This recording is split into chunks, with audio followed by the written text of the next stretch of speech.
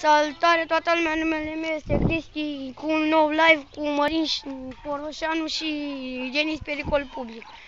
Acum hai să începem. Tot fotbal joacă.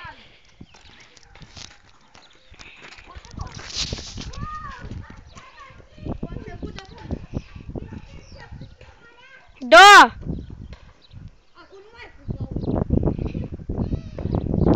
E faul numai când pui la pământ. Gata, stabilizăm.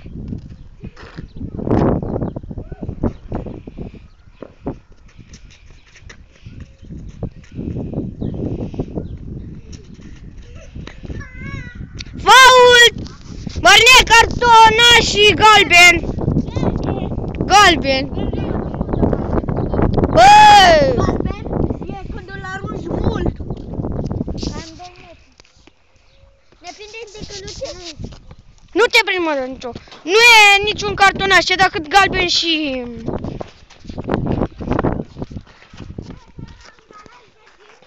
Mărine, ai cartonaș galben. Păi îl piedicaș. Te leși cu el la pământ. Alea roșii înseamnă că ești afară și alea galbene sunt că ești deja odată penalizat.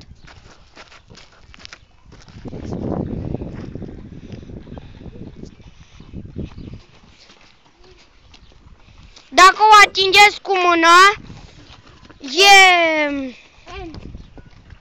mașină. Stai că pusei pauză. Pusei pauză. Aici o dat chestii în față.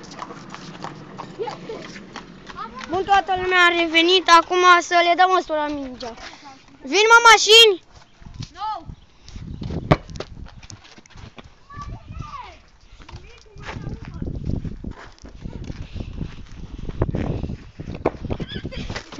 Bă, nu mai da!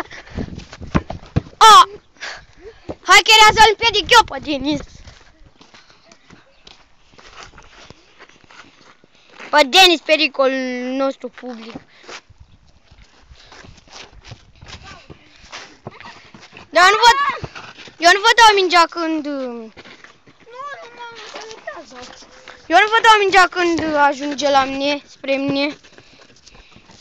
Eu nu trebuie să apar decât fața mea atunci când prezint. Bă, treceți înapoi!